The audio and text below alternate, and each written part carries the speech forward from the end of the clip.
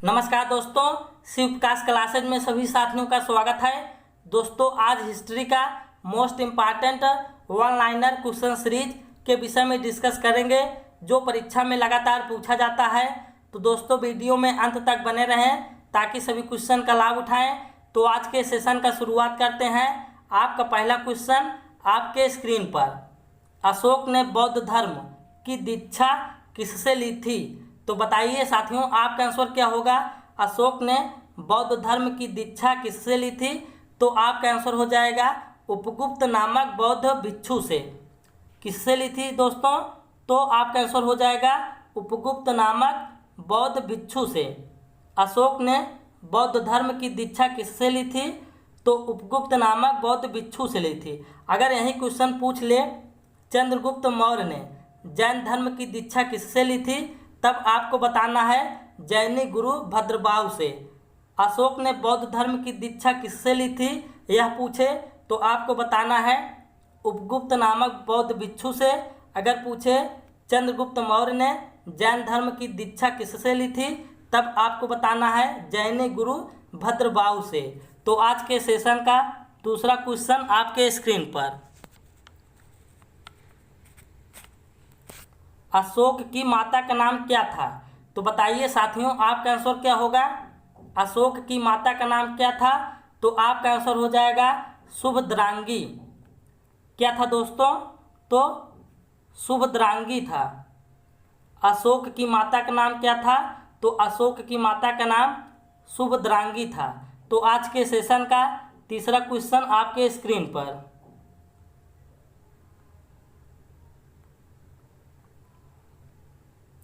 भारत में शिलालेख का प्रचलन सर्वप्रथम किसने किया था? तो बताइए साथियों, आपका आंसर क्या होगा? तो आपका आंसर हो जाएगा अशोक ने।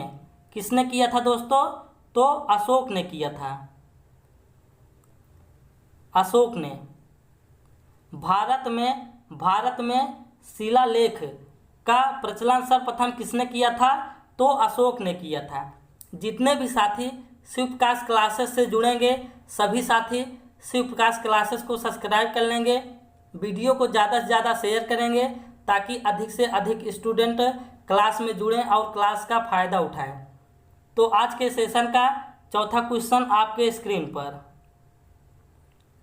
अशोक के शिलालेख की खोज किसने की थी? तो बताइए साथियों, आपका आंसर क्या होगा? अशोक के शिलालेख की खोज किसने की थी? तो आपका आंसर हो जाएगा 1750 ईस्वी में पारदेती फेलैंथन ने की थी। आपका आंसर क्या हो जाएगा दोस्तों? 1750 ईस्वी में पारदेती फेलैंथन ने की थी। अशोक के शिलालेख की खोज किसने की थी? तो अशोक के शिलालेख की खोज 1750 ईस्वी में पारदेती फेलैंथन ने की थी। तो आज के सेशन का पांचवा क्वेश्चन आपके स्क्रीन पर,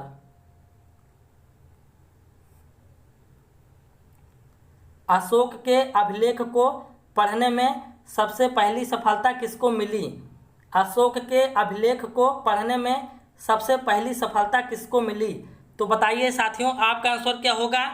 आपका आंसर हो जाएगा 1837 ईस्वी में जेम्स प्रिसेप को मिली।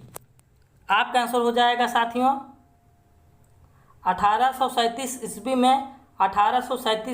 में जेम्स प्रिसेप को मिली। अशोक के अभिलेख को पढ़ने में सबसे पहली सफलता किसको मिली थी? तो 1837 ईस्वी में जेम्स प्रिसेप को मिली थी। तो आज के सेशन का छठवां क्वेश्चन आपके स्क्रीन पर, अशोक के शिलालेखों में किस लिपि का प्रयोग किया गया है? तो बताइए साथियों, आपका आंसर क्या होगा? अशोक के शिलालेखों में किस लिपि का प्रयोग किया गया है? तो आपका आंसर हो जाएगा ब्राह्मी, खरोष्ठी, ग्रीक एवं अरमाइक। तो आपका आंसर हो जाएगा साथी ब्राह्मी, खरोष्ठी, ग्रीक एवं अरमाइक लिपि का प्रयोग किया गया है। अशोक के शिलालेखों में किस लिपि का प्रयोग किया गया है? तो ब्राह्मी, खरोष्ठी, ग्रीक एवं अरमाइक लिपि का प्रयोग किया गया है। तो आज के सेशन का सातवां क्वेश्चन आपके स्क्रीन पर, अशोक के अभिलेखों को 3 भागों में बांटा जा सकता है। अशोक के अभिलेखों को 3 भागों में बांटा जा सकता है। तो बताइए साथियों, आपका आंसर क्या हो जाएगा?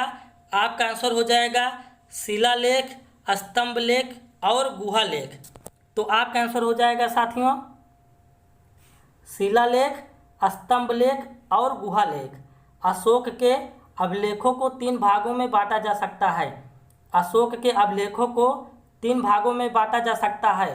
शिलालेख, स्तंभ लेख एवं गुहा लेख 3 भागों में बांटा जा सकता है। तो आज के सेशन का 8वां क्वेश्चन आपके स्क्रीन पर।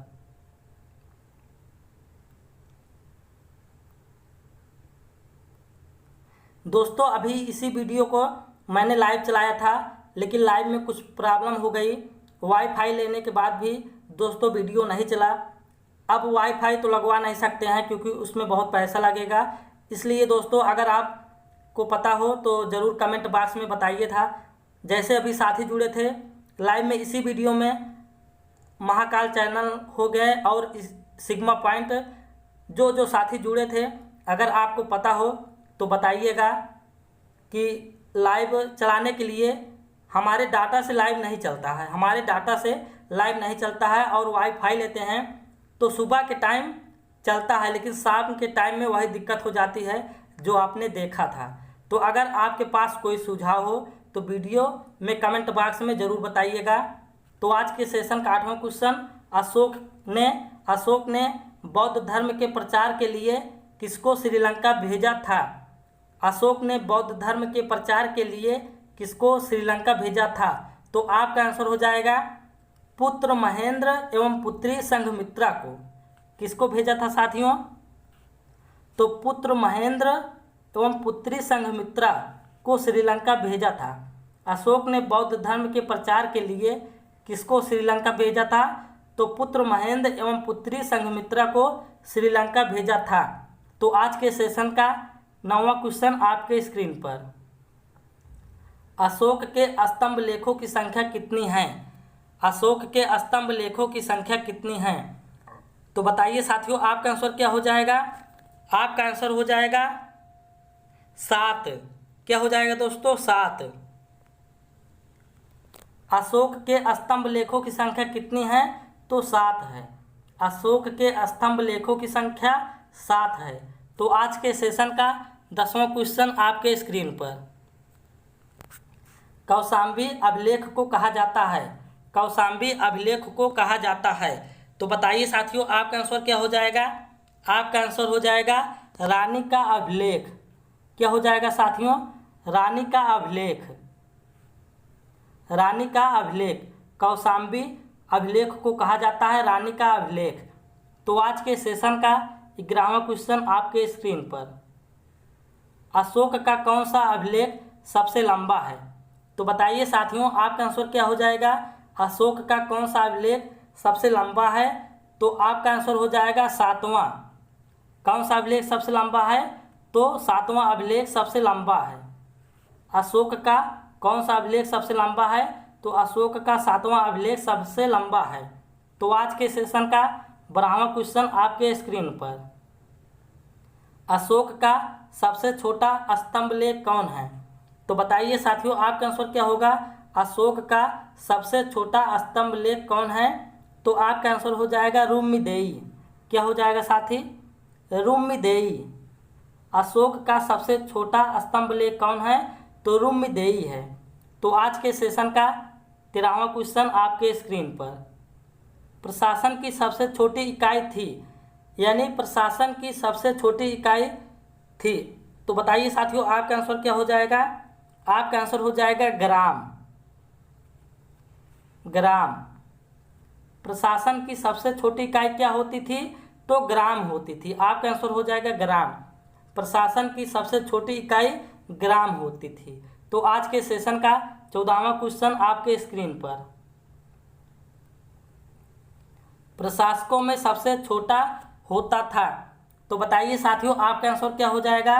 प्रशासकों में सबसे छोटा होता था। आपका आंसर हो जाएगा गोप। गोप। प्रशासकों में सबसे छोटा गोप होता था। तो आज के सेशन का 15वां और लास्ट क्वेश्चन आपके स्क्रीन पर। सैन्य विभाग का सबसे बड़ा अधिकारी होता है। सैन्य विभाग का सबसे बड़ा अधिकारी होता है। तो बताइए साथियों, आपका आंसर क्या हो जाएगा? आपका आंसर हो जाएगा सेनापति। सेनापति। सैन्य विभाग का सबसे बड़ा अधिकारी कौन होता है? तो सैन्य विभाग का सबसे बड़ा अधिकारी सेनापति होता है। तो दोस्तों, मैंने आपके साथ हिस्ट्री का most important one liner question series के विषय में डिस्कस कर लिए हैं। तो साथ ही आप कमेंट बॉक्स में ज़रूर बताइएगा।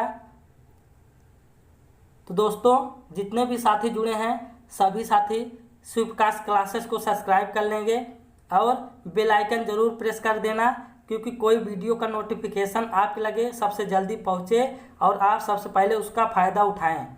तो दोस्तों, वीडियो को यहीं पर समाप्त करते हैं। धन्यवाद। Thank you. Love you all friends. Bye bye. Take care. Have a nice day. धन्यवाद।